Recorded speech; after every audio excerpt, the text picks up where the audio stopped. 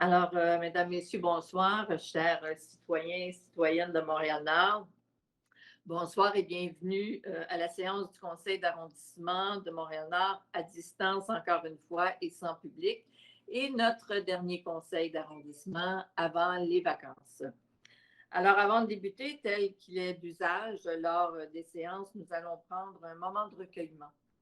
Nous souhaitons ce soir observer une minute de silence en mémoire des 751 sépultures d'enfants qui ont été découvertes sur le site de l'ancien pensionnat autochtone de Marival en Saskatchewan. Cette période de recueillement est également en mémoire des 215 enfants décédés sur les terrains d'un pensionnat de Kamloops en Colombie-Britannique. Alors, un moment de recueillement.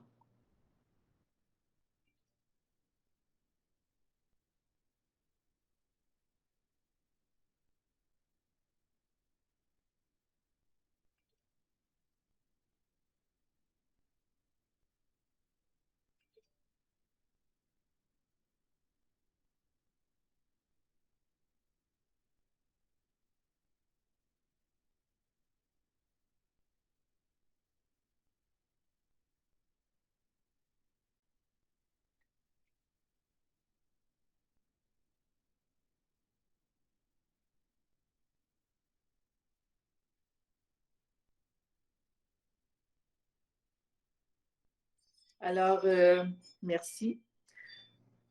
Je vais vous présenter nos élus qui sont en ligne avec nous parce que, comme je l'ai dit tout à l'heure, nous sommes tous et toutes en ligne. Alors, Madame Renée-Chantal Bellinga, conseillère d'arrondissement du district Ovid-Clermont. Bonsoir à tous. Monsieur Abdelaksari, conseiller de ville du district Marie-Clarac. Bonsoir. Monsieur Jean-Marc Poirier, conseiller d'arrondissement du district Marie-Clarac. Bonsoir à tous. Le personnel du cabinet de la mairesse et des élus, Monsieur François Purcell, directeur du cabinet. Bonne soirée et bon conseil à tout le monde. Monsieur Alain-David Jean-Noël, chargé de secrétariat. Bonne soirée et bon conseil. Madame Anna Melzarek, chargée de secrétariat. Bonsoir, bon conseil. Monsieur Steve Gagné, nouveau soutien aux élus, à qui nous souhaitons la bienvenue parmi nous à Montréal-Nord. Merci, bonsoir et bon conseil. Merci. Le personnel administratif, Monsieur Marc-Aurèle Aplegan, secrétaire d'arrondissement et greffier. Bonsoir tout le monde. Madame Anne-Sophie Bergeron, agente de recherche. Bonsoir. Madame Rachel Laperrière, directrice d'arrondissement. Bonsoir, bonne soirée. Monsieur Jérôme Vaillancourt, directeur de l'aménagement urbain et des services aux entreprises. Bonsoir. Madame Martine Cardin, directrice de la performance du greffe et des services administratifs par intérim. Bonsoir à tous. Bonsoir. Monsieur Maxime Sauveur, directeur des travaux publics. Bonsoir à tous. Monsieur Claudel Toussaint, directeur de la culture, des sports, des loisirs et du développement social. Bonsoir, bon conseil. Monsieur Daniel Bussière, chef de division relations avec les citoyens et communication. Bonsoir. Du PDQ 39, la lieutenante Julie Bessette. Bonsoir. Bonsoir. Alors, j'appelle pour l'ouverture de l'Assemblée à ce moment-ci le point 10.01, s'il vous plaît. 10.01, adopté l'ordre du jour de la séance ordinaire du Conseil d'arrondissement de ce jour, 28 juin 2021. Je propose. Et je vais appuyer. Alors, M. Sari propose et j'appuie. Nous allons à ce moment-ci passer au mot des élus et je vais céder la parole pour le premier point à M. Abdelaksari. Merci beaucoup, Madame Rossi. Je débuterai mon mot aujourd'hui par la recrudescence qu'on voit dans nos rues, notamment à Montréal-Nord. Une violence dans nos rues que nous déplorons et nous déplorons bien évidemment ces actes de violence des dernières semaines. Nos pensées vont tout d'abord aux familles qui ont été affectées par ces événements tragiques. Je tiens à vous assurer, au nom du conseil d'arrondissement, que nous continuons de travailler avec notre partenaire et qui est aussi la partie prenante importante dans ce processus qui est le service de police de la Ville de Montréal. La Ville de Montréal aussi, le gouvernement du Québec, afin d'endiguer ce problème grave qui affecte l'ensemble du territoire de Montréal et que nous ne prenons pas à la légère. Nous croyons que tous, ensemble, nous pouvons faire la différence et participer à assurer un quotidien paisible, une quiétude et sécuritaire, bien évidemment, un quotidien sécuritaire à la population nord-montréalaise. Sur un autre sujet, au niveau des camps de jour pour nos jeunes, du 5 juillet au 13 août 2021, l'arrondissement de Montréal-Nord, en partenariat avec les Fourchettes de l'Espoir, offrira des camps de jour à 410 enfants âgés de 5 à 12 ans. Toutes les places ont été comblées. Deux de nos organismes partenaires, la coopérative multisport et Gymkhana, offrent aussi des camps aux enfants de l'arrondissement. Une programmation qui est très variée et qui attend nos jeunes, jeux dans les parcs, baignades, sports, activités culturelles, ateliers, bien évidemment des ateliers éducatifs et animations variées. Pour le dernier point, permettez-moi de vous parler de ce qu'on appelle le budget participatif. Alors, chers citoyens et citoyennes, vous avez jusqu'au 11 juillet pour voter pour l'un des 6 projets du budget participatif de la Ville de Montréal, qui pourrait se réaliser chez nous, ici, même à Montréal-Nord. Vous pouvez aller voter sur un de ces projets-là sur le site web réalisonsmtl.ca. Je dis bien réalisonsmtl.ca/budget participatif MTL. Je répète, réalisons MTL. Bien évidemment, vous voyez au niveau de la présentation le lien web /budget participatif MTL. Les projets qui vont être présentés pour lesquels on peut voter. Le projet numéro 2, jardin d'éducation cycliste. Projet numéro 4, circuit rafraîchissant. Projet numéro 6, parcours riverain-Gouin, un parcours aménagé le long du boulevard Gouin, chez nous, mais aussi dans les 4 autres arrondissements riverains. Projet numéro 12, les mini-forêts de Montréal. Projet numéro 13, coup d'œil sur la rivière. Projet numéro 34, mobilier festif inclusif et sécuritaire.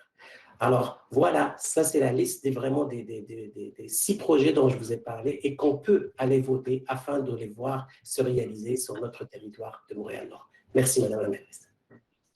Merci beaucoup, M. Ferry. Alors, dans notre ordre d'idée, ça nous fait plaisir de vous annoncer qu'un hommage à 25 ans de pratique en gestion municipale pour une carrière remarquable a été décerné à Mme Rachel Laperrière, notre directrice d'arrondissement, par l'Association des directeurs généraux des municipalités du Québec. Mme Laperrière s'est activement impliquée dans le développement de Montréal. Elle a notamment occupé des fonctions stratégiques comme directrice générale adjointe, directrice générale associée et directrice générale par intérim pour enfin assurer depuis 2015 la direction de l'arrondissement de Montréal-Nord. À ce titre, elle a piloté la réalisation de plusieurs projets qui font que Montréal-Nord rayonne, comme par exemple le plan stratégique Oser ensemble le Montréal-Nord, le corridor vert des 5 écoles qui, avec la transformation de ce secteur, s'est mérité des prix internationaux, le plan d'action collectif Priorité Jeunesse 2017-2027, une démarche collaborative exceptionnelle soutenue par le gouvernement du Québec, la cellule collaborative Montréal-Nord COVID-19, dont le modèle a été appliqué ensuite dans tous les arrondissements de Montréal. Alors, félicitations, Mme Laperrière. Cet honneur vous est grandement, grandement mérité. Alors, nous sommes fiers de vous avoir à nos côtés. Merci beaucoup. Je vais passer la parole à monsieur... oh non, c'est encore à moi, je m'excuse. Alors, dans un autre ordre d'idée, on parle de culture, de lecture dans votre été. Comme l'été dernier, des artistes se produiront cette année dans l'arrondissement à l'occasion de petits spectacles ou de déambulatoires en plein air. Vous les verrez apparaître au détour de vos promenades dans les parcs et autres espaces publics, alors soyez à l'affût. Les bibliothèques tiendront aussi des activités en plein air, en petits groupes par exemple. Les contes en pyjama, la tente à lire, le club de lecture des TTD, les ateliers interculturels. Alors, on vous invite à profiter pleinement de ces événements culturels qui nous ont tant manqué au cours de la dernière année. Alors, le bouquiniste aussi est ouvert encore cette année. C'est le site de la future bibliothèque et de l'espace culturel interarrondissement qui se trouve un peu à l'ouest de l'intersection Henri Bourassa-Saint-Michel et il sera encore animé cet été. On y retrouvera un croque-livre géant, une bibliomobile tous les vendredis et des activités réalisées avec plusieurs partenaires portant sur le jardinage, des lectures de contes, des jeux de société, des ateliers sur la forêt. Vous êtes alors tous et toutes invités à venir faire un petit tour en famille. Pour les sports et loisirs, avec le passage en zone verte aujourd'hui, plusieurs activités sportives et de loisirs reprennent, dont le soccer, basketball, la natation. Les parents pourront venir encourager leurs enfants lors de matchs sportifs qui sont maintenant permis.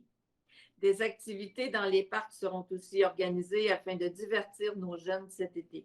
Ateliers de théâtre, initiation aux différents sports et ateliers culturels divers. Alors, tous les détails, vous les trouverez sur notre site internet montréal.ca/MTL-Nord. Alors, je vais passer la parole à M. Poirier. Merci, Mme Rossi. Pour les activités aquatiques, jeux d'eau, pataugeoires et piscines extérieures sont disponibles pour vous rafraîchir cet été. Nos équipes sont prêtes à vous accueillir pour un été en toute sécurité.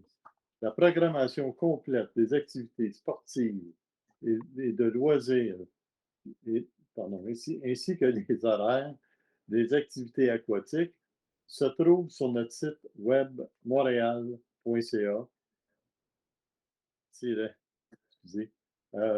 Montréal-Nord. Pour le Bixi, maintenant. Bonne nouvelle, l'arrondissement est heureux d'accueillir 3 nouvelles stations Bixi. Une première station au parc Sabrevois, qui est disponible dès maintenant, et 2 autres au parc Sauvé et Maurice Bélanger, qui seront disponibles au mois de juillet. De plus, les stations de la mairie et du parc Saint-Laurent sont maintenant électrifiées. Les citoyens qui ont la possibilité d'y louer des vélos électriques, faciles à repérer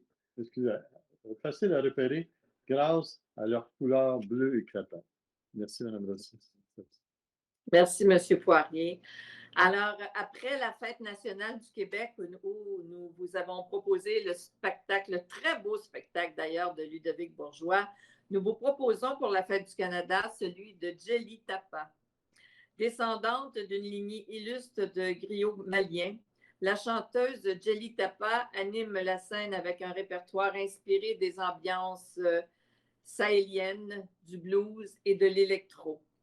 À voir le 1er juillet dès 19h30 sur notre page Facebook. Alors, profitez de ce spectacle rythmé et un spectacle qui sera haut en couleur. Alors, comme je le disais à l'entrée du conseil, ce conseil, c'est le dernier avant le retour des vacances. La prochaine séance étant le 30 août prochain. C'est aussi mon dernier conseil à titre de mairesse suppléante. Mon collègue Abdelaksari prendra la relève à compter du 1er juillet. Alors, nous aimerions souhaiter à tous et à toutes un très bel été. Celui-ci s'annonce sous le signe d'un retour progressif à la normale que nous attendions tant. Alors, nous en profitons pour rappeler que la campagne de vaccination se poursuit tout au long de l'été. Ce sont des gestes individuels de chacun qui rendront possible le retour à la normale tant espérée. Ensemble, nous pourrons y arriver et nous pouvons y arriver. Un grand merci à tout le personnel du réseau de la santé, des organismes de l'arrondissement et des fondations, ainsi qu'aux bénévoles qui participent à cette grande campagne de vaccination et qui ne comptent pas leurs heures pour améliorer notre immunité collective. Et j'insiste vraiment. Allez chercher votre première dose si ce n'est pas fait. Et si vous avez eu la première dose, c'est extrêmement important d'aller chercher la deuxième dose. Il en va de notre immunité collective, il en va de notre liberté à tous et chacun. Alors, c'est vraiment, vraiment important de le faire. Moi, je l'ai fait la semaine dernière. Alors, je suis Pfizerisée à 100% maintenant. Alors, j'invite tout le monde vraiment à aller chercher la deuxième dose. C'est extrêmement important si on veut passer un très bel été et si on veut avoir un automne sous le signe de la continuité de la liberté. Alors, en complément d'informations pour la vaccination à Montréal-Nord, priorité aux résidents dont le code postal débute par H1H ou H1G du 15 au 4 juillet de 8h30 à 19h30 à la mairie de l'arrondissement sur Charleroi. La remorque Saputo est là pour vous offrir la vaccination. C'est devant le 42-43 rue de Charleroi, à Montréal-Nord, bien entendu. Alors, il y a eu une extension. Alors, c'est important. Allez, j'insisterai jamais assez. Nous n'insisterons jamais assez pour dire que c'est important d'aller chercher la vaccination. Alors, sur ce, je vous souhaite de bonnes vacances à tous et à toutes. Et écoutez, ce soir, comment comment passer sous silence ce qui commence dans quelques minutes, disons dans environ 45 minutes. En effet, ce soir se déroule la première partie de la finale des séries de la Coupe Stanley. Nous n'avons pas vécu ça depuis 28 ans à Montréal. C'est historique. Moi, je me rappelle très bien de 1993. Je travaillais juste en face du Forum de Montréal à l'époque. Je travaillais pour la Banque de Montréal. Les joueurs du Canadien étaient mes clients. Alors, je peux vous dire que je me souviens très, très, très, très bien de la Coupe Stanley de 1993. Alors, j'aimerais, au nom de mes collègues du Conseil, souhaiter la meilleure des chances à nos Canadiens de Montréal. Et je pense que toute la population de Montréal-Nord est aussi derrière son équipe formidable qui nous rend si fiers. J'en profite pour vous inviter à aller voir cette très belle muraille qui représente Carey Price, que nous avons l'honneur d'avoir à Montréal-Nord. Elle est située à l'angle des rues Jean-Meunier et Charleroi. En fait, elle est derrière la pizza Champion. Elle est dans la ruelle. C'est une très belle muraille qui fait partie des murales des ruelles vertes, entre autres, sur la rue Charleroi. Elle est de l'artiste Axe Lalime. Alors, c'est une fierté d'avoir cette œuvre d'art dans l'arrondissement. Alors, tous ensemble, go Habs go, on doit aller chercher cette coupe-là. Et là-dessus, je vais inviter Mme Bellinga à nous adresser quelques mots. Merci beaucoup, Mme Rossi, maire suppléante. Alors, tout d'abord, nous sommes à la veille du 1er juillet et je pense que personne ne se doute de mes enjeux progressistes et de mon inquiétude toujours pour les personnes les plus vulnérables. Donc, j'aimerais savoir quelles sont les actions qui sont mises en œuvre par l'arrondissement, la Ville de Montréal, pour soutenir les personnes en situation d'itinérance et qui vont justement peut-être avoir des défis majeurs pour trouver un logement donc en cette veille du 1er juillet. Je sais que le comité logement faisait état d'un nombre assez important cette année de reprises de logements. Donc, je pense que c'est excessivement important de bien communiquer à nos citoyens vulnérables quelles sont les mesures qui existent pour justement mieux accompagner ces enjeux de reprise de logement, de défis de se reloger pour les Nord-Montréalais. J'ai peut-être raté l'information, mais je ne sais pas si sur le site de l'arrondissement, nous avons eu ces informations-là là, pour relayer à nos citoyens, là, pour nous assurer qu'ils soient pris en considération et accompagnés. L'autre élément, je sais aussi que nous avons aussi des citoyens en situation d'itinérance, donc j'aimerais un peu savoir ce qu'il en est actuellement vis-à-vis des enjeux du 1er juillet. Est-ce que nous savons donc s'ils ont pu se reloger, s'ils ont été accompagnés? Nous avons des organismes sur le territoire qui les accompagnent généralement, donc peut-être avoir un petit élément d'information à cet effet. C'est ma première question. J'attendrai donc certaines réponses et puis ensuite peut-être j'ai une deuxième question sur d'autres éléments, Madame Rossi. Alors, je vais demander à M. Vaillancourt, qui est responsable au niveau de l'habitation, de vous répondre. Ben, oui, effectivement, cette année, c'est plus que jamais une situation qui nous préoccupait. Puis c'est pour ça que l'arrondissement, avec les différents partenaires, on a une opération 1er juillet qui est même beaucoup plus importante que l'année dernière.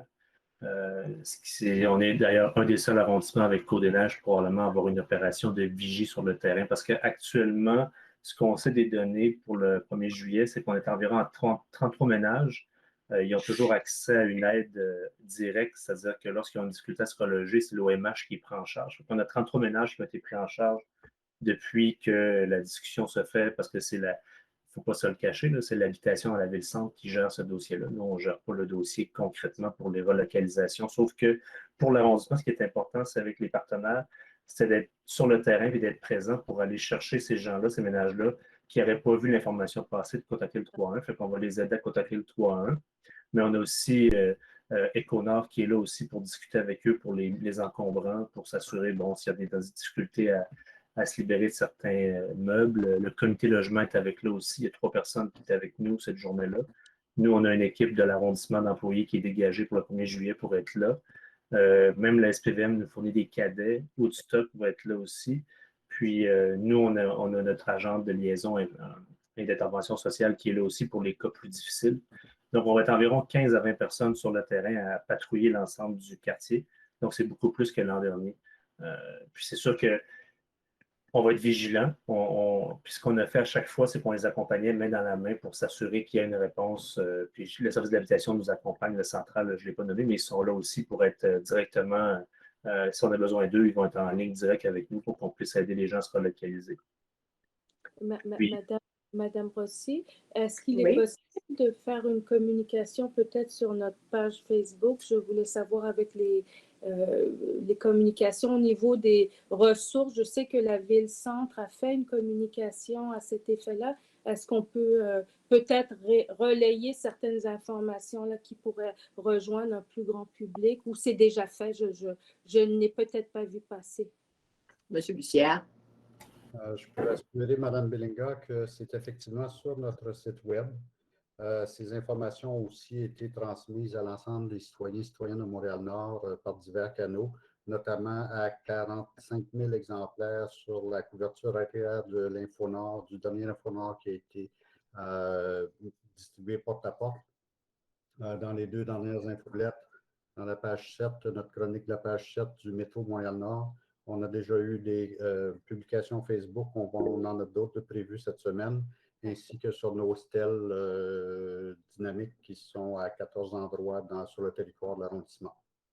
Parfait. Monsieur Toussaint a également des éléments de réponse à vous fournir, Mme Belinga. Parfait. Oui, bonsoir Mme Belinga. Sur le front des personnes en situation d'itinérance, nous continuons à travailler très étroitement, très conjointement avec le CIUS du nord de l'île de Montréal, plus précisément l'équipe quartier. De cette concertation-là aussi, dans cette concertation-là aussi, on retrouve bien entendu la Ville-Centre, le bureau du commissaire à l'itinérance, le PDQ 39 et d'autres organismes communautaires comme RAP Jeunesse. Il y a bien sûr au cœur de cette intervention l'organisme L'Amour en Action qui reçoit quand même encore quotidiennement une quinzaine de personnes qui ont besoin de soutien, d'encadrement, d'aide psychosociale. Et l'arrondissement a décidé d'offrir à Amour en Action un soutien pour son développement à plus long terme. Alors, nous avons retenu les services d'un consultant qui va produire un plan de développement pour l'Amour en Action afin de les aider à mieux se structurer, à viser des cibles de financement. Leur financement qui devait prendre fin pour la première phase de cet organisme-là en mars dernier a été prolongée jusqu'en 2022 et on espère bien qu'avec le nouveau plan de développement, ils pourront voir plus loin pour les 3 à 5 prochaines années. Merci. Merci, M. Toussaint. M. Sari a demandé la parole. Oui, merci. Je pense que M. Toussaint a expliqué l'ensemble des éléments que je voulais apporter, notamment en lien avec l'itinérance, parce que l'arrondissement, avec son partenariat avec le CEUS et l'ensemble de la concertation, a été très proactif afin de ne pas avoir des situations comme dans d'autres arrondissements où la ville-centre a failli à sa mission au niveau d'itinérance. On était pas mal plus proactifs et comme on l'a bien dit, l'Amour en action héberge quand même une quinzaine de personnes par jour. Alors, c'est quelque chose qu'il faut saluer le travail qui a été fait d'une grande proactivité. Déjà l'été dernier, on n'a pas eu cette problématique parce que l'itinérance, comme on l'a vu en 2020-2021, n'est pas nécessairement concentrée dans le centre de l'île, mais plutôt maintenant pas mal dans les périphéries. Alors, on voit clairement que l'arrondissement a été très, très proactif sur le dossier et on a bien évidemment été en partenariat, bien évidemment, avec les CEUS, avec Amour en Action. Le travail a été bien réalisé. Merci beaucoup, M. Sari. Madame Bellingham.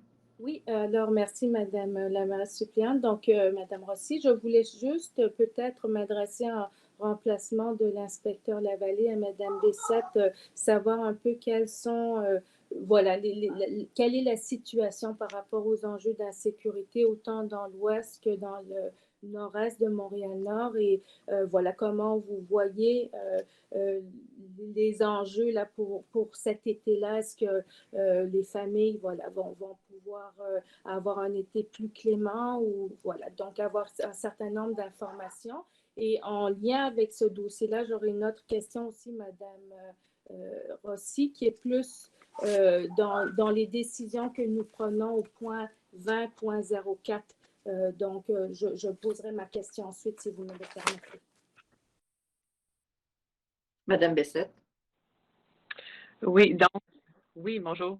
Donc, effectivement, les derniers événements de ce secteur dernièrement, sachez que le SPVM demeure à l'affût, puis la situation nous préoccupe et c'est notre priorité. Assurément, vous savez, on a apporté plusieurs actions depuis septembre dernier. Là, déjà, l'année passée, là, on voyait qu'il y avait une augmentation de violence dans le nord-est de l'île de Montréal. Donc, tout de suite, on a pris le taureau par les cornes. Je vous rappelle notamment notre opération de déploiement policier de porte-à-porte qui a eu lieu en septembre dernier dans le nord-est de la ville de Montréal-Nord, notamment. Ensuite de ça, où on a augmenté plutôt en visibilité. Donc, on a augmenté énormément nos effectifs. On est allé chercher des gens de l'extérieur du poste 39. Ensuite de ça, en décembre dernier, il y a eu notamment des enquêtes qui étude, là, le projet qui étude, qui avait été mis sur pied en concernant toutes les armes à feu. Donc, tout ça, ça part de loin.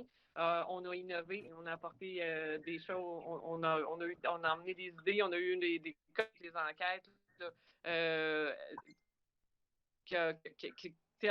telles que ce n'était jamais arrivé auparavant. Donc, vous savez aussi, en février dernier, ils ont fait l'annonce de Delta où il y a eu des budgets qui ont été octroyés par le gouvernement du Québec. Donc, encore là, Delta vient nous épauler, nous aider dans le niveau des enquêtes en tout ce qui concerne les armes à feu, le trafic d'armes à feu. Les enquêtes générales nous aident aussi. Puis, depuis le 7 mars dernier, on a repris le MAP régional qu'on appelle, là, sa nomenclature étant le MAP régional. Donc, on a deux formés de 1 sergent et 10 policiers qui travaillent 7 jours sur 7. 7 mars dernier, on a eu la confirmation tout récemment. On pensait prendre pause une partie de l'été, étant donné, vous savez, il y a des vacances estivales. Donc, on se retrouvait un peu avec des effectifs réduits. Mais le SPVM a décidé de maintenir le projet, le MAP.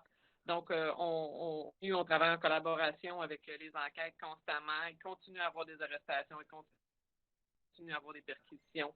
en lien avec tous les événements de violence là, qui malheureusement se poursuivent. Mais le travail est fait, là, il n'y a pas d'inquiétude. On a également, en matière de prévention, on a nos policiers qui ont fait du porte-à-porte. On est épaulé également par les sections régionales, là, la division prévention sécurité urbaine qui nous donne un coup de main. On a demandé l'appui également, le soutien des unités telles que le groupe d'intervention, les unités motards, la cavalerie. Donc, vous allez remarquer, là, il y a beaucoup d'effectifs policiers qui, normalement, sont déployés sur l'ensemble de l'île de Montréal, qui travaillent beaucoup plus dans le nord-est de Montréal. C'est vraiment la priorité du SPVM actuellement. Puis, évidemment, nous, on ajoute avec tous nos policiers au niveau local aussi, là, avec nos agents sociaux communautaires. On a une escouade à vélo cet été formée de 10 policiers et également 8 cadets à vélo. On n'a jamais vu ça au poste 39 avant. 8 cadets, c'est-à-dire 4 à vélo, 4 à pied. Donc, le travail est là, le travail est fait, on est à l'affût. Malheureusement, il arrive encore des événements malheureux, puis on essaie tant qu'on peut rassurer la population tout de suite après les événements. On travaille en collaboration également avec l'arrondissement, le CIUS, afin d'aider les gens, les soutenir là, qui ont vécu des événements, qui sont inquiets, rassurer notre population. On a mis sur pied également, vous savez, la cellule de crise là, afin d'assurer une communication avec l'ensemble de nos organismes communautaires. Donc, il y a une collaboration, un partenariat qui n'a jamais existé auparavant. Malheureusement, ça prend des événements en venir là, mais je pense qu'on est vraiment à notre meilleur, là, puis on travaille très, très fort, puis on est à l'écoute de vos besoins. Merci beaucoup, Mme Bessette. Mme Bellinga, si vous le souhaitez, pour la prochaine question, vous avez parlé du point 2004. Voulez-vous attendre qu'on fasse le point? Avec plaisir. Avec plaisir, Parfait. Mme. Merci. Alors, je vais appeler le point 10.03, qui est la période de questions du public. Alors, je vais donner, c'est sûr, les instructions au niveau de la procédure pour les questions du public. Alors, pour la période de questions du public, un formulaire est mis à votre disposition sur le site web de l'arrondissement que vous pouvez utiliser dès le lendemain du conseil pour inscrire votre question au conseil d'arrondissement suivant. Vous trouverez toutes les instructions à cet effet sur notre page web. Nous vous invitons à utiliser, si vous souhaitez, vous adresser aux membres du conseil d'arrondissement. Ce formulaire est actif jusqu'à 30 minutes avant le début du conseil. Même si le conseil se déroule à distance et sans public, je tiens à rappeler que les règles restent les mêmes et que la durée de la période de questions est de 30 minutes qui, avec l'assentiment du conseil, peut être allongée de 30 minutes, ensuite par bloc de 15 minutes. Alors, nous avons reçu 4 questions aujourd'hui. Alors, j'invite Mme Anne-Sophie Bergeron à nommer la personne, à lire la question et on va procéder aux questions du public. Oui, alors la première question est posée par Mme Juliane Moreau. Ça concerne le fleurissement et l'entretien de l'espace public. À Huntsic et Rivière-des-Prairies, Henri Bourassa est entretenu et fleuri. Quand nous arrivons à Montréal-Nord, nos terre-pleins sont remplis de déchets, fleurs mortes et mauvaises herbes. Quand allez-vous nettoyer et fleurir plus spécialement le coin Henri Bourassa-Épineuf, l'entrée de notre arrondissement? Allez-vous faire un suivi plus constant de l'entretien de tous nos terre-pleins? Alors, merci pour votre question, Mme Moreau. Ça me donne l'occasion de féliciter nos employés, particulièrement nos cols bleus qui travaillent très fort à entretenir notre arrondissement, malgré des ressources limitées dues à grande partie à la rareté de la main-d'œuvre qui se fait sentir de plus en plus. Et ce, pas juste à Montréal-Nord, partout dans la ville. Maintenant, est-ce qu'on peut faire mieux ou pire? Est-ce qu'on est mieux ou pire que d'autres arrondissements? Bien, je vous dirais que non. Est-ce qu'on peut faire mieux? Sûrement. Mais écoutez, je vais laisser M. Sauvard, qui est directeur des travaux publics, responsable des cols bleus, qui est entre autres responsable de ce département, vous laisser compléter la réponse. M. Sauvard? Merci, Madame aussi. Effectivement, les plates-bandes et les plantations qui sont dans ce secteur sont très exposées au soleil Et effectivement, on a une certaine difficulté au niveau de l'arrosage, de l'entretien de ces plates-bandes-là. Il y a des choses qui ont été plantées depuis 2015 qui sont en mauvais état. Présentement, nous sommes en réflexion pour essayer de trouver des solutions pour adapter nos plantations, planter des espèces qui sont plus résistantes au soleil et aussi regarder de planter des vivaces qui sont plus robustes, qui aiment le soleil évidemment. Et on a même regardé est-ce qu'on peut arroser la nuit. C'est sûr que pour arroser la nuit, on a des gens dans ce coin-là un peu plus haut sur P9 qui a des zones résidentielles, il y a des défis au niveau des camions qui font beaucoup de bruit, mais on est en train de regarder vraiment toutes les options possibles pour donner une entrée de ville vraiment à l'image de Montréal-Nord avec une certaine signature. Oui, on travaille là-dessus, on a beaucoup de défis évidemment, mais on va porter une attention très particulière pour l'entretien des terre-pleins et des plates-bandes et puis les arbres qui sont vraiment pas non seulement à l'entrée de ville, mais dans tout l'arrondissement. Merci. Merci beaucoup, M. Sauveur. Alors, Mme Bergeron, la prochaine question. Oui, la prochaine question nous vient de Sarah Deschênes. Le 29 mai dernier est survenu en plein jour un homicide sur l'avenue Pelletier, un coin grouillant d'enfants. Cet homicide survient à un moment où un élan nouveau se fait sentir auprès des jeunes familles qui choisissent de s'établir à Montréal-Nord plutôt que d'aller vivre en banlieue. Depuis, plusieurs autres événements violents ont eu lieu dans ce secteur de l'arrondissement. Devant cette recrudescence de violence qui risque de freiner cet élan et de noircir à nouveau le portrait de l'arrondissement, quelles sont les actions concrètes entreprises par l'arrondissement pour contrer cette violence et permettre aux familles d'être en sécurité? Alors, merci pour votre question. Je vais laisser M. Sari, qui est responsable de la sécurité publique, répondre à votre question. Merci beaucoup, Mme Deschênes, pour votre question. Tout comme j'ai dit au début, l'ensemble du conseil d'arrondissement de Montréal-Nord déplore cette violence. Alors, tout d'abord, comme je l'ai dit au début de la séance, nos pensées vont de tout cœur avec les familles qui ont été touchées, mais aussi avec les Nord-Montréalais et Nord-Montréalaises qui vivent malheureusement un sentiment où manque la paix et la quiétude. Alors, c'est un sentiment d'inquiétude qu'on vit ensemble et bien évidemment de stress. Sachez, Madame Deschênes, que la sécurité de la population est au cœur de nos priorités. Comme élus de Montréal-Nord, nous devons bien évidemment de maintenir cette quiétude au sein de l'arrondissement.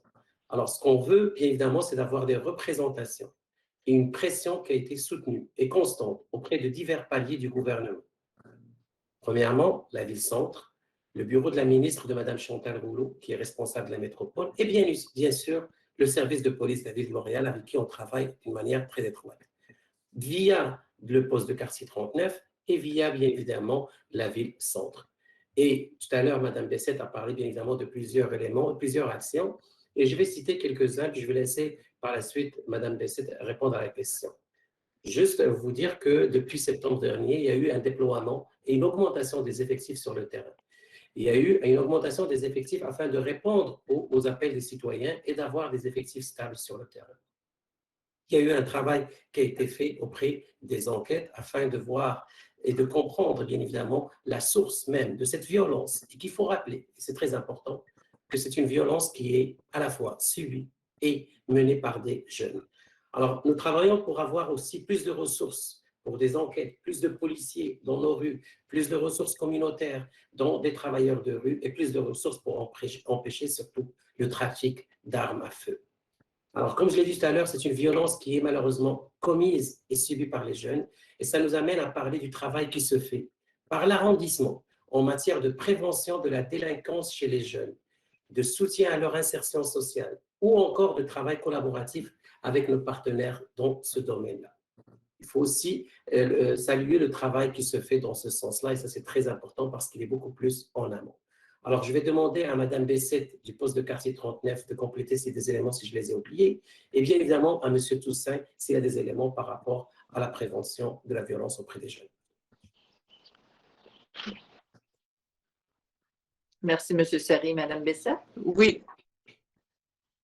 Donc, oui, si je peux ajouter, là, évidemment, un petit peu plus tôt, j'ai apporté quelques éléments d'information qui peuvent sûrement répondre en grande partie à la question. Pour ce qui est des jeunes, depuis janvier dernier notamment, on a attitré de nos 4 agents sociocommunautaires, un agent communautaire presque exclusivement sur le lien avec les jeunes dans les écoles secondaires. Donc, travailler en amont, travailler en prévention, aller identifier les jeunes qui sont plus à risque de tomber dans la délinquance, dans les situations de violence. Donc, les épauler, les soutenir en collaboration avec les établissements. Ça aussi, c'est nouveau. On a eu à l'expérimenter, bon, peut-être un peu moins, là, évidemment, vous savez, avec la COVID, tout ça, puis l'agence socio-communautaire, la nouvelle, là, qui remplace celle qui avait commencé en janvier, a commencé en avril dernier. Donc, le temps qu'elle s'habitue à ces nouveaux outils, on pourra l'expérimenter davantage à l'automne. Mais je pense que c'est un plus, là, c'est quelque chose qu'on va aller chercher parce qu'effectivement, nos jeunes, souvent, vont venir du quartier. On va les mamans pour leur donner les outils, puis le soutien nécessaire. Si je peux ajouter également, au niveau de nos citoyens aussi, on a besoin d'eux, on a besoin de vous, que ce soit au niveau du renseignement, via Infocrime ou via le 911, si vous avez des informations privilégiées à nous transmettre, tout ça peut se faire dans l'anonymat. Par la suite, donc ça c'est évidemment c'est extrêmement important et pertinent qu'on puisse avoir de vos informations si vous en détenez. Ensuite, si vous avez besoin d'aide, si vous avez besoin de soutien, vous savez, vous pouvez toujours en obtenir via le CIUS également. Il ne faut pas hésiter à aller en chercher, à aller informer les gens, à aller informer les gens qui peuvent nous aider suite à des événements comme ça qui peuvent nous affecter. Donc, donc, comme je vous dis, c'est notre priorité présentement, la violence dans les rues. Donc, on travaille très, très fort dans ce... Merci, Botson. Ça a coupé. On avait une date de fin. On y allait... Ça coupe. Donc, le MAP régional, avant, on avait une date de fin. Maintenant, on a décidé de poursuivre, mais on n'a pas de date de fin non plus. Donc, on est conscient qu'on va mettre fin quand il est résorbé au maximum. C'est notre priorité. Merci beaucoup, Madame Bessette. Monsieur Toussaint, est-ce que vous avez des éléments à ajouter ou pas nécessairement? Oui, Madame Rossi, très brièvement. Bon, oui. Juste dire à Madame Deschênes que l'intervention municipale en matière de prévention de la délinquance est une intervention pour l'insertion sociale des jeunes. Elle se fait avec des partenaires et ce soir, le Conseil va octroyer des subventions importantes à des organismes du milieu, le Centre des jeunes L'Escale, l'organisme Woodstock. Ce sont des fonds qui proviennent d'un programme de prévention de la violence commise et subie chez les jeunes de la ville de Montréal. Nous avons aussi investi, comme vous le savez sans doute, Madame Deschênes, des sommes importantes dans le plan d'action Priorité Jeunesse, avec des fonds de l'arrondissement, de la ville-centre pour la politique de l'enfant et de l'entente MTESS Ville, le ministère du Travail, de l'Emploi et de la Solidarité sociale. Donc, c'est toute une communauté qui est mobilisée en prévention pour justement éviter ces errances chez les jeunes et ces écarts de comportement et leur donner plus d'espoir et investir davantage en développement social, en insertion sociale. Merci beaucoup, Monsieur Toussaint. Alors, Madame Bergeron, je vais vous demander de lire la troisième question qui nous provient de Madame Chantal Trottier. Oui, donc, Madame Trottier, la question porte sur la sécurité de l'avenue L'Archevêque. Dans le cadre de l'étude sur l'achalandage, pouvez-vous nous transmettre les résultats de la consultation publique concernant le changement d'orientation de l'avenue Archevêque et quand les travaux débuteront-ils? Oui, écoutez, je vais demander à M. Jérôme Vaillancourt de vous répondre, mais on sait que le pourcentage de réponses en faveur du sens unique sur la rue L'Archevêque a été important. Mais je vais laisser M. Vaillancourt vous livrer la réponse. Oui, le dossier était favorable suite au sondage, puis c'est justement une décision qui va être entérinée ce soir par les membres du conseil d'arrondissement, Mme Trottier. Puis votre question aussi portait sur les prochaines étapes, puisque le sauvetage est favorable à intervenir pour créer un sens unique, ben, le temps de mettre en œuvre le sens unique, c'est certain que ça va aller plus vers l'automne, le temps parce qu'il y a quand même 1 mois d'installation de panneaux temporaires, de signalisation temporaire. Puis à travers cela, ben, on doit attendre le déplacement de l'abribus de la STM. Il faut qu'il fasse une modification, puis on attend après la STM pour avoir une date. Donc, pour que tout cela puisse être bien coordonné. Merci beaucoup, M. Vaillancourt. Alors, Mme Bergeron, je vous invite à nous lire la dernière question qui nous vient de M. Pasquale Cochella. Oui, alors, M. Acocella, la question concerne le terrain de soccer dans la cour de l'école Carignan, c'est du côté de la rue de Dijon. Le filet de but est place au fond de la cour et très souvent, le ballon sort de la cour sur la rue Dijon, parfois avec assez de force. Il est déjà arrivé que ça arrive dans ma cour arrière et cause des dommages à mon jardin. La plupart du temps, ça frappe contre les autos stationnées et ça peut laisser des bosses. Encore pire, j'ai vu des aînés en train de parler sur le trottoir sans se rendre compte qu'un missile était en route vers leur tête et les manques par très peu. J'ai appelé à l'école pour demander s'ils pouvaient mettre un filet protecteur pour prévenir que le ballon sorte de la cour, mais ils m'ont dirigé vers la ville ou la commission scolaire. En fait, la plupart du temps, le problème est pire en dehors des heures d'école quand les enfants jouent des matchs plus compétitifs. Avec la force des coups de ballon lorsque le ballon sort de la cour, je crains que ce soit inévitable qu'un piéton soit blessé ou qu'un conducteur soit surpris et dérape. Serait-il possible de mettre une clôture plus haute ou un filet protecteur tel qu'on en a pour la patinoire dans le parc? Alors, merci pour votre question. Écoutez, c'est bien entendu, je comprends tout à fait la problématique, je comprends votre inquiétude qui est justifiable aussi d'ailleurs. Par contre, c'est un terrain qui appartient à la commission scolaire au centre de service. Mais ce qu'on va faire, écoutez, on s'engage à vous accompagner là-dedans. On va faire une intervention auprès de la directrice parce que même si c'est des choses qui se passent en dehors des heures d'école, ce n'est pas un terrain qui appartient à l'arrondissement ou à la Ville de Montréal. C'est bel et bien un terrain qui appartient au centre de service scolaire.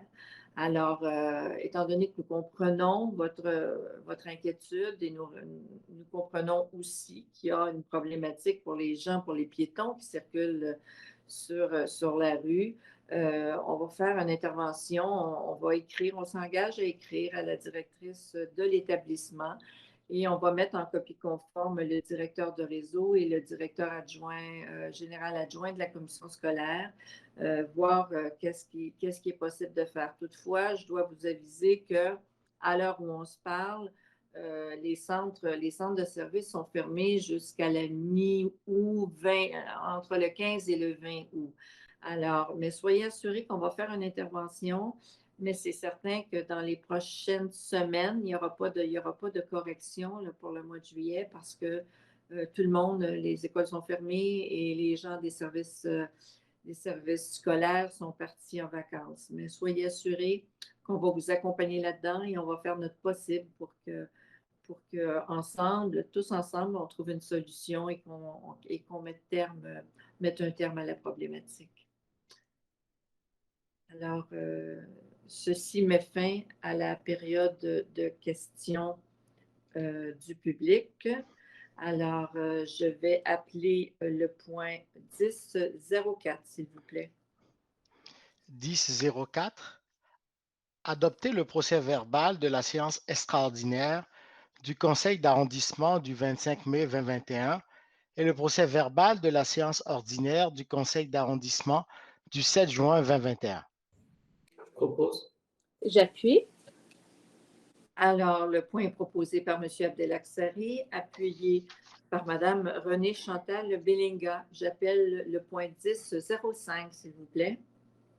10.05. Déposer aux archives le procès-verbal de la réunion du comité consultatif d'urbanisme tenue le 1er juin 2021.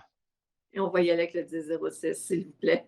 Parfait. 10.06. Déposer aux archives les procès-verbaux des séances du comité sur la mobilité qui ont eu lieu le 11 novembre 2020, le 9 décembre 2020, le 3 février 2021, le 10 mars 2021, le 14 avril 2021, ainsi que le 12 mai 2021. Alors, je propose les points 10.05 et 10.06. Et j'appuie. Alors, il est proposé par Chantal Rossi, moi-même, et appuyé par M. Jean-Marc Poirier. Je vais appeler, s'il vous plaît, le point 12.01. 12.01. Approuver le choix et l'installation temporaire d'une œuvre d'art public dans le cadre du programme Agir, animation des espaces publics de la Ville de Montréal. Je propose. J'appuie. Alors, il est proposé par M. Abdelaksari, appuyé par moi-même. Le point 12.01 est adopté. J'appelle le point 15.01, s'il vous plaît. 15.01.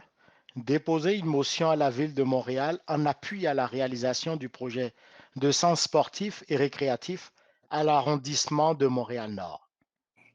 Et si vous me permettez, à ce point-ci, je vais lire la déclaration parce que pour que tous et chacun comprennent bien l'importance de cette motion et l'importance de l'appui et de la force qu'on veut y mettre.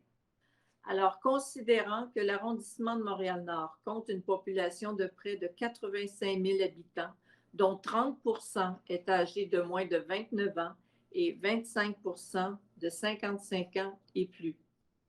Considérant que l'arrondissement de Montréal-Nord occupe un territoire de 11,1 km² et se classe au 10e rang des arrondissements les plus populeux de la ville de Montréal. Considérant que l'arrondissement de Montréal-Nord ne parvient pas à répondre aux besoins de plus en plus grandissants de sa population en matière d'installations sportives adéquates et d'équipements récréatifs collectifs. Considérant que les équipements sportifs et récréatifs d'intérieur sont de la propriété des centres de services scolaires, soit de la commission scolaire ou du centre de services scolaires de la Pointe-de-l'Île ou du centre de services scolaires du English Montreal. Que le sport scolaire est en effervescence dans les écoles primaires et secondaires de l'arrondissement et que ces installations, y compris les 2 piscines, ne sont accessibles que le soir et les fins de semaine, ce qui limite encore l'accès à ces installations rendant un déficit criant. Considérant que l'examen des indicateurs de pratique sportive dans les gymnases et les piscines sont très bas comparés à la moyenne montréalaise, le ratio d'équivalent gymnase simple pour la population de 1 pour 6021, alors que la somme de l'Association québécoise est de 1 pour 2554. Nombre de mètres carrés baignables pour 10 000 habitants de 80, alors que la moyenne de la ville de Montréal est de 110. Nombre d'entrées baignades par habitant de 0,8 comparativement à 1,4 en moyenne pour les villes de Montréal, l'objectif de 3 d'ici 2025. Taux de participation aux bains libres, 26 % et aux activités dirigées, 3 %. C'est faible. Considérant que depuis 2009, l'arrondissement a amorcé différentes démarches en vue de se doter d'un centre sportif et récréatif. Considérant qu'en 2010, l'arrondissement a commandité une étude de faisabilité pour la construction d'un centre sportif produit par IBI DAA et que l'analyse de besoins réalisés s'oriente autour de la pratique libre et structurée d'activités aquatiques ou sportives, en témoignant d'une demande de plus en plus forte pour le développement sportif, pour la construction d'un centre sportif multidisciplinaire et intergénérationnel. Considérant qu'une étude sur l'intérêt des citoyens pour le futur complexe sportif multifonctionnel et intergénérationnel de Montréal, conduite par la firme Léger en 2016, faisait état d'un intérêt marqué de la population sondée pour une piscine intérieure, ainsi qu'un gymnase et une salle de conditionnement physique, et que cette étude révélait 2 grands constats. un besoin important de plateaux secs et d'un secteur aquatique accessible de jour afin de réaliser les objectifs de développement en matière de mode de vie physiquement actif à l'intention des citoyens. Le ratio d'équipement par nombre d'habitants est nettement sous la moyenne des municipalités observées au Québec.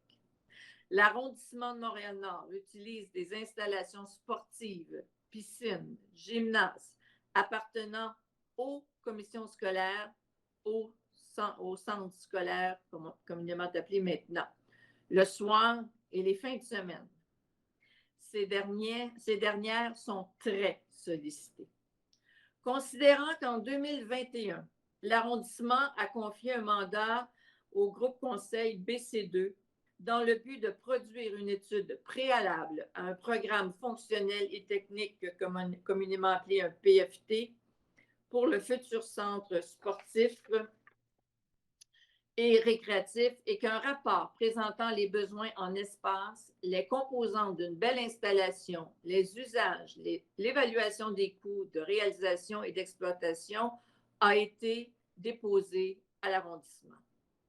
Considérant que dans le cadre de sa démarche d'élaboration d'un plan d'action territorial en développement social à la table de quartier de Montréal-Nord, ses partenaires membres et les citoyens ont identifié dans les 4 axes de changement souhaités la réalisation d'infrastructures communautaires, sportives, culturelles et de transport plus vertes, accueillantes et ouvertes comme vecteur de transformation sociale importante à Montréal-Nord.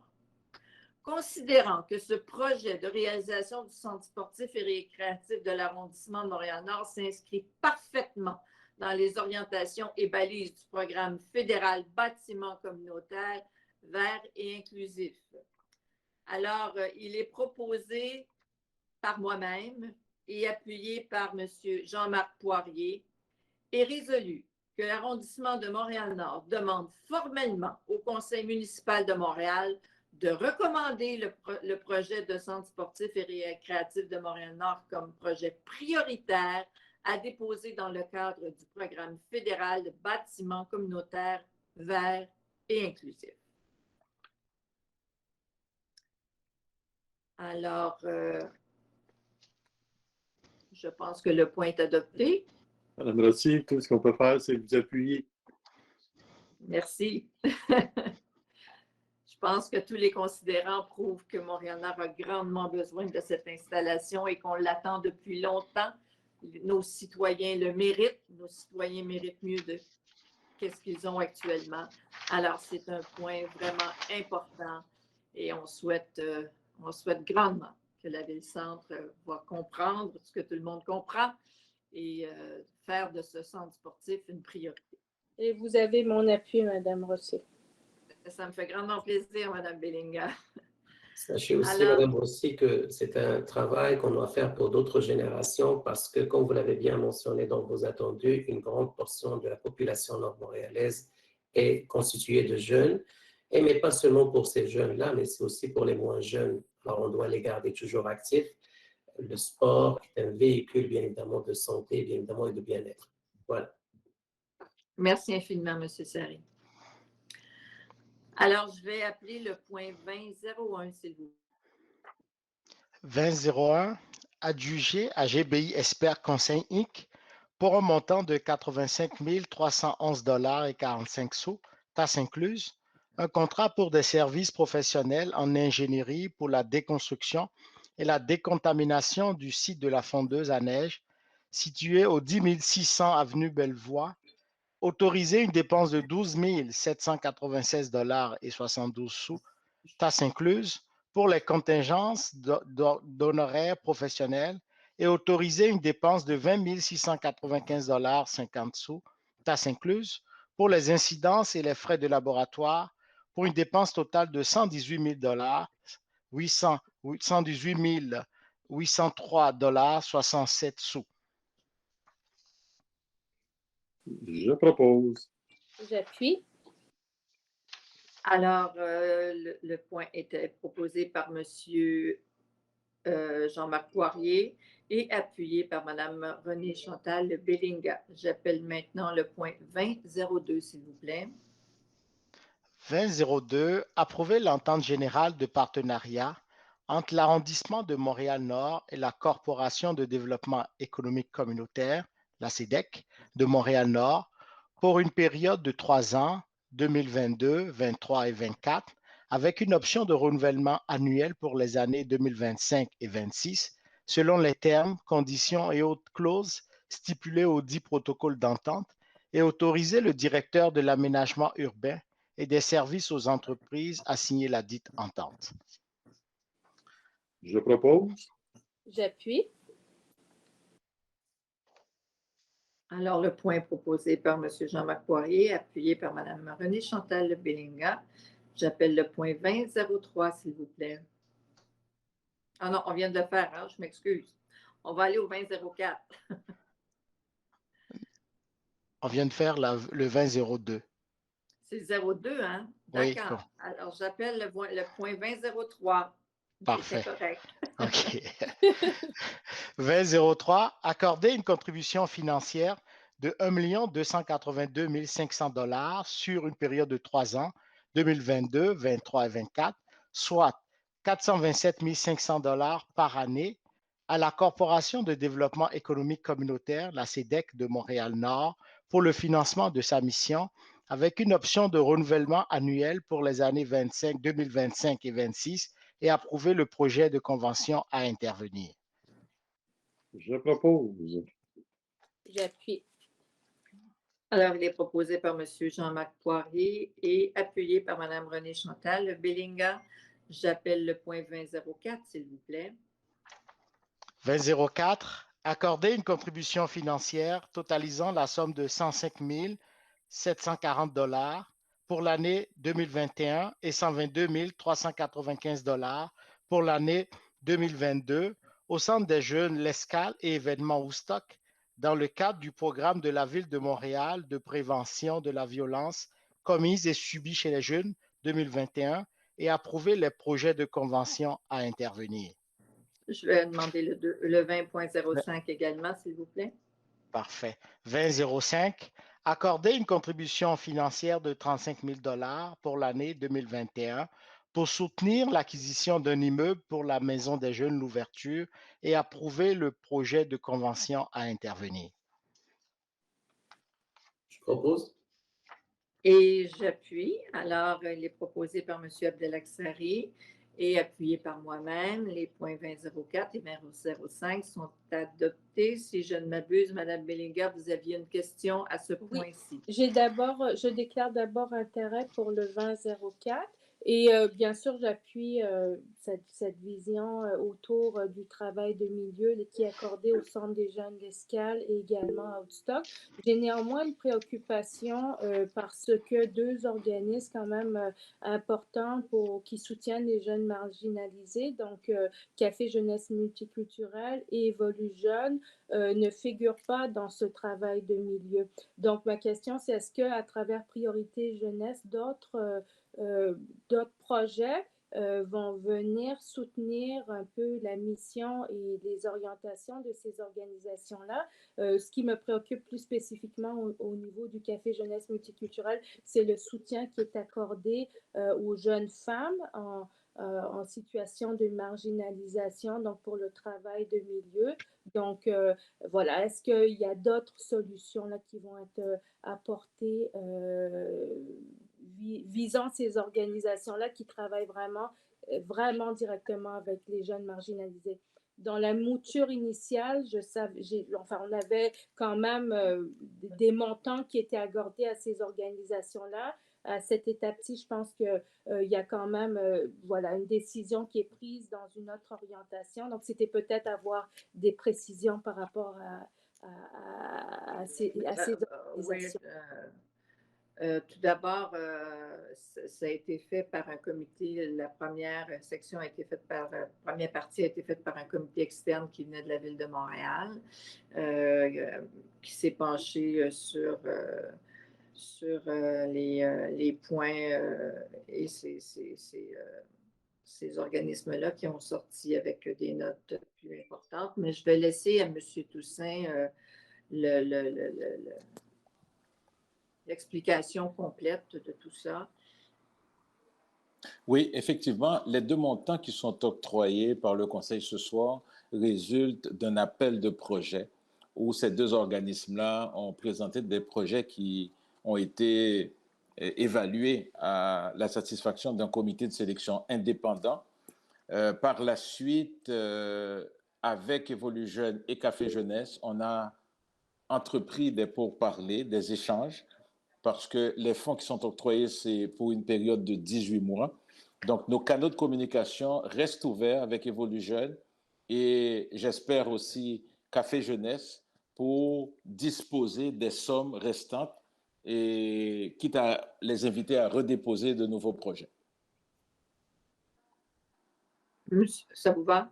Merci, Madame Rossi. C'était ma préoccupation que quand même des organisations qui ont démontré depuis de nombreuses années un ancrage dans la communauté, reconnu par la table de quartier et la table jeunesse, voilà, comment, voilà, peut-être même à travers Priorité Jeunesse, on s'assure quand même que nos jeunes les plus vulnérables et surtout les femmes puissent être rejoints par un certain nombre de projets. Donc, merci pour les explications. Monsieur Sari? Oui, juste tout simplement pour saluer ce point-ci parce que je suis très fier de l'appuyer. Surtout, ça rentre pas mal aligné avec ce qu'on avait évoqué au début de la séance du conseil d'arrondissement parce qu'il y a un travail qui doit se faire en amont au niveau de la prévention de la délinquance auprès des jeunes. Et je pense que ce point-là vient encore une fois pour réitérer qu'il y a vraiment un très grand alignement stratégique au niveau des actions qui sont entreprises par l'arrondissement, surtout en ce qui a trait à faire face à je dirais, cette violence qui vient nuire à notre quiétude et à notre paix dans le territoire. Surtout, comme je l'ai bien mentionné au début, que malheureusement, cette violence est bien évidemment subie et bien évidemment aussi commise par des jeunes. Alors, encore une fois, je tiens à remercier l'ensemble des conseils d'arrondissement qui a appuyé ce point 2004 parce qu'il vient une action concrète qui travaille au niveau de la prévention de la délinquance auprès des jeunes. Merci, Madame Ross. Alors, merci. Je vais appeler le point 2006, s'il vous plaît. 2006, accorder une contribution financière de 30 404 $ au Centre des femmes interculturelles Claire pour le projet accompagnement des femmes victimes de la violence conjugale dans les démarches policières et judiciaires pour l'année 2021 dans le cadre du programme de revitalisation urbaine intégrée de la ville de Montréal et approuver le projet de convention à intervenir. Je propose. J'appuie avec grand plaisir. Alors, il est proposé par M. Abdelak Sari, appuyé par Mme Renée Chantal Belinga. M. Sari, vous avez une intervention. Oui, Madame Rossi, tout simplement, encore une fois, c'est un point qui nous tient vraiment à cœur. Pourquoi? Parce que plusieurs phénomènes, malheureusement, touchent notre arrondissement. On a parlé de la violence commise et subie par les jeunes, mais il y a aussi ce problème de violence conjugale que notre territoire nord-montréalais vit et avec vraiment une recrudescence qui a été due surtout en grande partie avec l'arrivée du COVID-19. Maintenant, il y a plusieurs actions qui ont été entreprises et puis la table paix et sécurité urbaine de l'arrondissement travaille avec plusieurs organismes qui font partie aussi de la table paix et sécurité urbaine et on tient à saluer aussi cette contribution qui a été faite par le conseil et que malheureusement, il faut le dire, que ce n'est pas suffisant. Alors, il y a toujours un travail qu'on doit continuer à faire comme élu, comme partenaire, comme table de quartier, parce que cette problématique ou ce phénomène, malheureusement, même s'il était déjà d'une ampleur très inquiétante, il ne cesse vraiment de prendre place dans notre arrondissement. Alors voilà, il faut continuer le travail. Il y a un travail à faire au niveau de notre conseil, au niveau de notre administration, mais je salue cet alignement qu'on voit clairement dans nos décisions. Il faut continuer à travailler ensemble et avec une concertation avec l'ensemble des parties prenantes. Voilà. Merci, M. Sari. Effectivement, on n'insistera jamais assez pour dire qu'un un foyer violent n'est pas un milieu de vie, qu'on soit en pandémie, qu'on soit dans quelque situation que ce soit. Il faut prendre les démarches et il y a des gens qui sont là pour vous aider. Alors, un foyer où celui de la violence conjugale, de la violence familiale est inacceptable. Et c'est pour ça que c'est sûr que le montant on aurait besoin de plus que ça, mais c'est qu'on met tout en marche pour pouvoir aider et n'hésitez jamais à aller vers les aides qui vous sont proposées. Alors, j'appelle le point 2007, 2008 et 2009, s'il vous plaît. 2007, accorder une contribution financière de 928,38 $ à l'Association de Place Normandie pour l'achat et l'installation de 2 paniers de basket-ball extérieurs. 2008, approuver le projet de convention Adanda modifiant les conventions intervenues avec la coopérative de solidarité Multisport Plus pour le projet certification et engagement jeunesse et avec Entre Parents de Montréal-Nord pour le projet Mon samedi, il n'y a pas de parents.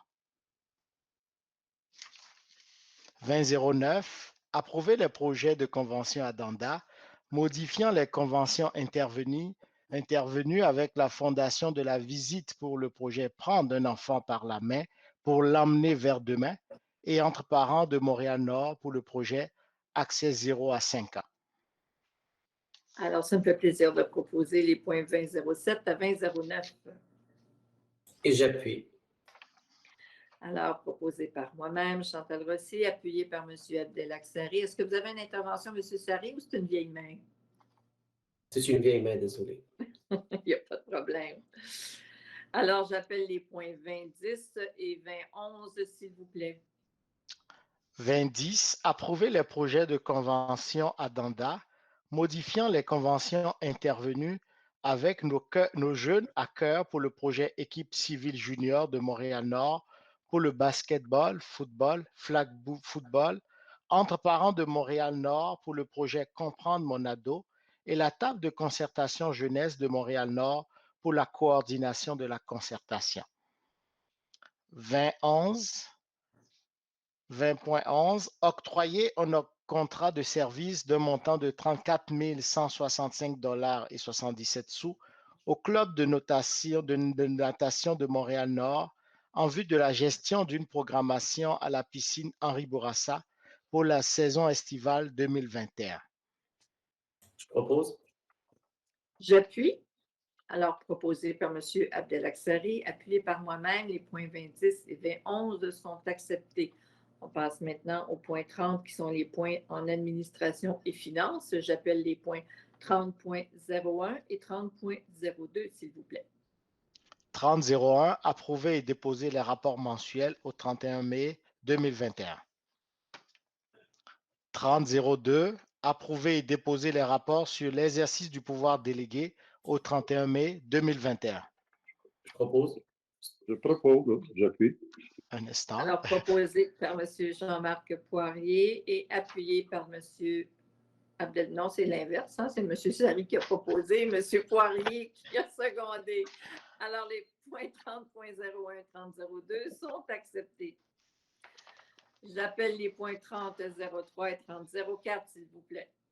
30.03, affecter le surplus de gestion pour l'exercice 2020 de l'arrondissement de Montréal-Nord au montant de 4 329 100 $. 30.04, déposer le rapport d'effets saillants des résultats financiers de l'arrondissement de Montréal-Nord au 31 décembre 2020 et le diffuser sur le site Internet de l'arrondissement. Je propose. J'appuie. Alors, proposé par M. Sari, appuyé par M. Jean-Marc Poirier, les points 30.03 et 30.04 sont adoptés. J'appelle le point 30.05, s'il vous plaît. 30.05, autoriser une dépense supplémentaire de 118 014 $94 sous taxes incluses à titre de contingence dans le cadre du contrat 1034 pour la construction d'un pavillon dans le parc Henri Bourassa. Je propose. Alors, j'appuie. Alors, proposé par M. Jean-Marc Poirier, appuyé par moi-même, le point 30.05 est accepté, est adopté. J'appelle les points 30.06 et 30.07, s'il vous plaît. 30.06, autoriser le versement d'une compensation financière maximale au montant de 8 048,25 $, taxes incluses, pour le dommage causé à certaines composantes d'une clôture située au 11070 avenue Hainaut. 30.07, reconduire la reconnaissance et le soutien de l'organisme de communication pour l'ouverture et le rapprochement interculturel, CORE, à titre de partenaire privé, le Club de natation et de plongeon de Montréal-Nord, le Club de patinage artistique de Montréal-Nord à titre de partenaire de mission complémentaire, Coup de pouce jeunesse Montréal-Nord et le Centre d'action bénévole de Montréal-Nord à titre de partenaire de mission complémentaire pour la période de mai 2021 à avril 2024. Je propose. J'appuie. Alors, proposé par M. Jean-Marc Poirier, appuyé par Mme Renée-Chantal Bellinga, les points 30.06 et 30.07 sont adoptés. J'appelle les points 30.08 et 30.09, s'il vous plaît. 30.08, approuver la reconnaissance et le soutien du Centre d'excellence en karaté du Québec à titre de partenaire de mission complémentaire pour la période de juin 2021 à mai 2022. 30.09, modifier la résolution CA 21-10-127 dans le cadre de l'autorisation de dépôt d'une demande d'aide financière au ministère des Affaires municipales et de l'Habitation dans le cadre du programme d'infrastructure municipalité Amis des aînés, PRIMADA, pour la réfection de l'entrée du centre de loisirs SAC, confirmer la participation de l'arrondissement au financement du projet et autoriser le directeur de l'aménagement urbain et des services aux entreprises à signer tout engagement relativement à cette demande. Alors, je propose les deux points. J'appuie. Alors, proposé par moi-même, appuyé par M. Abdelaksari, les points 30.08 et 30.09 sont adoptés. Alors, on arrive au point 40, qui sont des points de réglementation. Alors, j'appelle les points 40.01, 40.02 et 40.03, s'il vous plaît. 40.01, donner un avis de motion, présenter, déposer et adopter le premier projet de règlement RR 1562.057 afin de modifier diverses dispositions du règlement de zonage refondu RR 1562, du règlement de lotissement 1563, du règlement RGCA 11-10-0012 relatif au permis et au certificat, du règlement RGCA 02-10-0006 sur les dérogations mineures et du règlement RGCA 09-10-0006 relatif au plan d'implantation et d'intégration architecturale, et ce, pour l'ensemble du territoire de l'arrondissement. 40.02, adopter le premier projet de résolution PP 044-1 afin de permettre la démolition de sections et l'agrandissement de l'école de la fraternité située au 11 241 avenue Drapeau, le tout en vertu du règlement RGCA 11-10-0007 sur les projets particuliers de construction, de modification ou d'occupation d'un immeuble. 40.03, déposer aux archives le certificat du secrétaire d'arrondissement et adopter la résolution PP-047 afin de permettre la construction d'un bâtiment mixte de 3 étages ayant 15 logements et un commerce au rez-de-chaussée au 4750 boulevard Gouin-Est sur le lot 1 846 190 du cadastre du Québec, le tout en vertu du règlement RGCA 11-10-0007 sur les projets particuliers de construction, de modification ou d'occupation d'un immeuble. Je propose. J'appuie. Alors, proposé par M. Jean-Marc Poirier et appuyé par moi-même, les points 40.01 à 40.03 sont adoptés. J'appelle les points 40.04 et 40.05, s'il vous plaît. 40.04. Déposer le procès-verbal de la consultation écrite et statuer sur une recommandation du comité consultatif d'urbanisme, à savoir permettre l'occupation par un lieu de culte du 58-72 boulevard Léger, suite 208 et 260, le tout en vertu du règlement RGCA 13-10-0007 relatif aux usages conditionnels. Cette demande fait l'objet d'une consultation en conformité avec le décret 102-2021.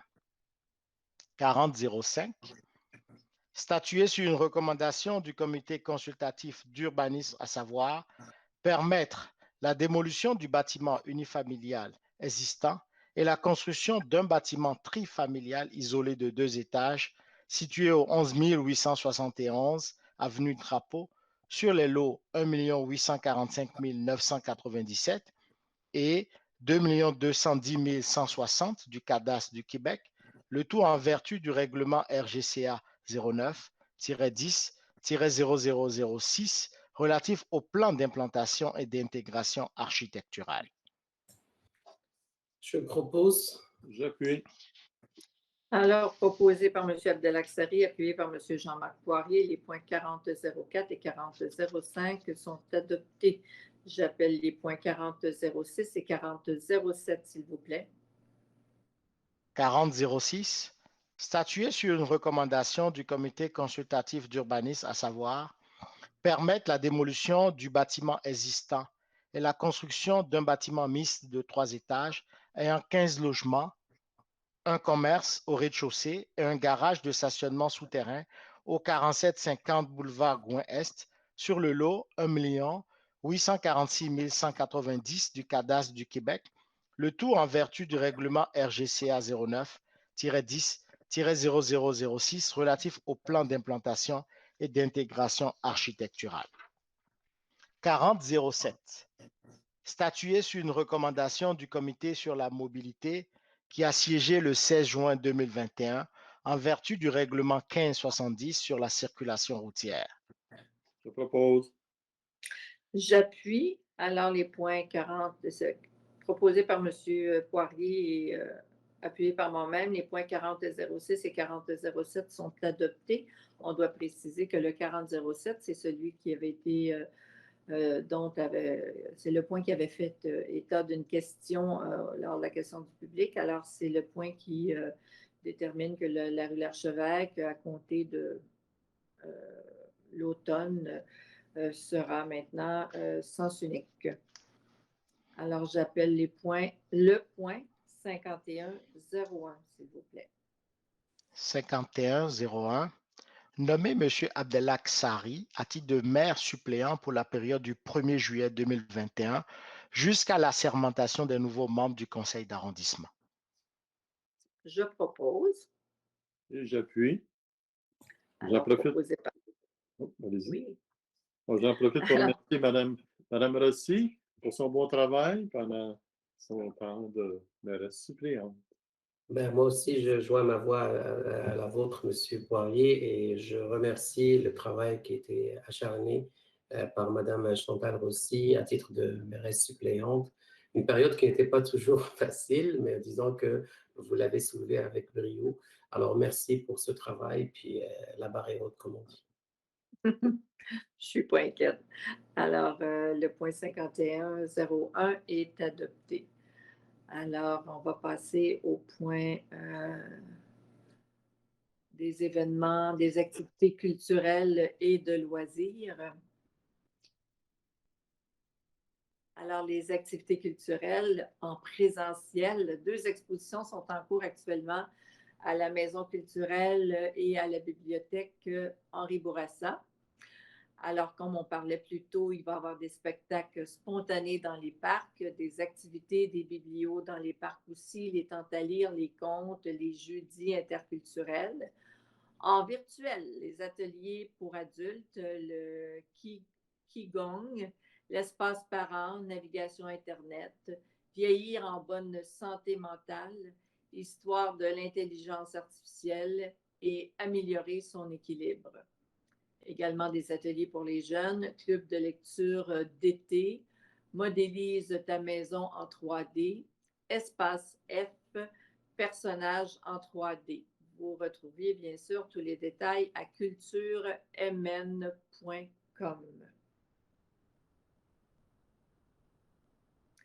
Et comme je le disais plus tôt, la clinique, et on insiste parce que la vaccination est la porte de notre liberté, notre immunité collective en dépend, vous le savez, on le dit, on le redit, mais on ne dira jamais assez l'importance de la vaccination dans cette pandémie.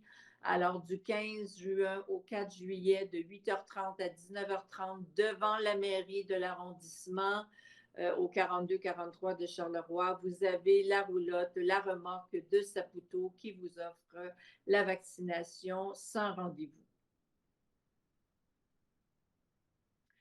Et bien, la prochaine séance du conseil d'arrondissement aura lieu le lundi 30 août 2021 à 19h.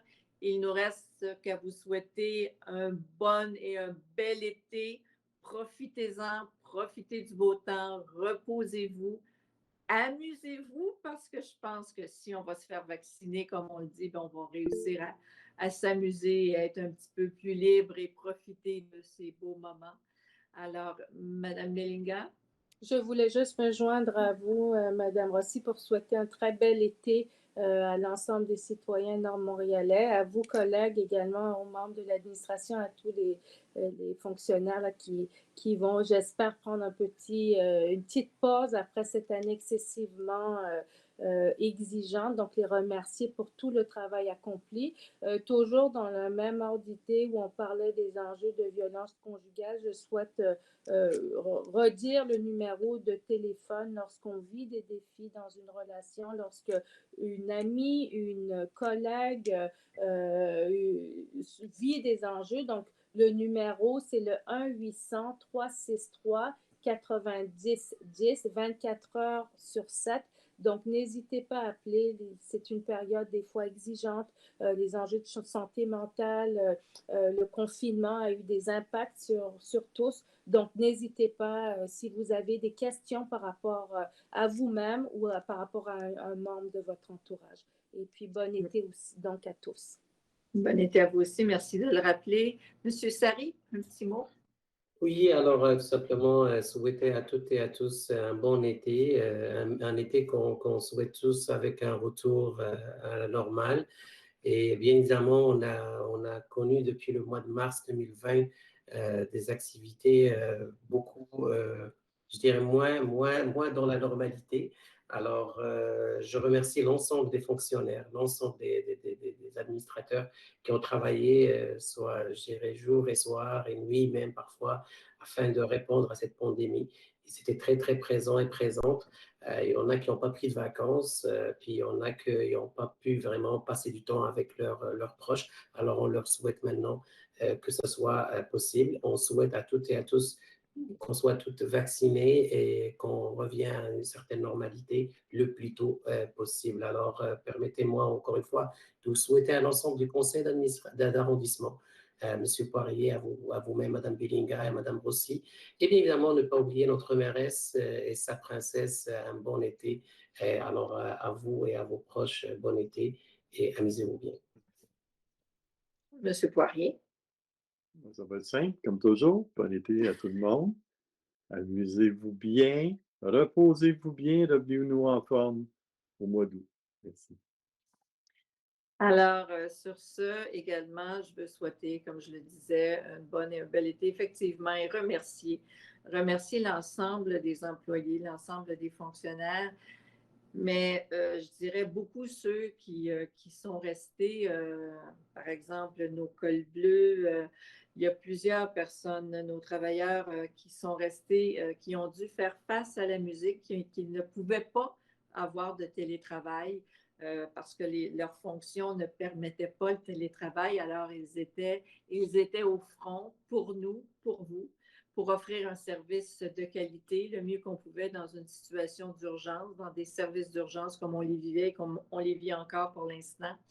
Alors, merci à tout ce beau monde-là, à tous ces employés-là qui ont le MN tatoué sur le cœur et que des fois, ça paraît un petit peu moins, mais qui se dévouent énormément pour nous et pour vous, principalement pour vous. Alors, merci à vous tous qui, dans la dernière année et demie, Je pense qu'on a tous connu le dépassement de soi-même. On a tous relevé des défis. Alors, au personnel de cabinet, à M. Purcell, qui, je vous dis, sans lui, les 3 derniers mois pour moi auraient été vraiment encore plus difficiles. Ça a été des mois, des gros mois, mais sans lui, ça aurait été encore plus difficile. Alain David, Anna, qui travaillent, tous les deux qui travaillent avec acharnement pour qu'on puisse vous répondre le plus vite et le plus rapidement possible. Alors, je tiens vraiment, vraiment à chacun et à chacune d'entre vous à vous remercier du plus profond du cœur. Steve, qui vient d'arriver, qui déjà fait une différence aussi au niveau du cabinet. Alors, à vous tous et toutes, bon été. Et on se revoit. J'espère qu'on va pouvoir se croiser dans un parc ou sur un trottoir avec toute cette normalité. J'espère qu'on va pouvoir se voir dans la joie. Et à bientôt au mois d'août. Bonsoir. Bonne soirée. Bon été. Bonne soirée. Bonne soirée.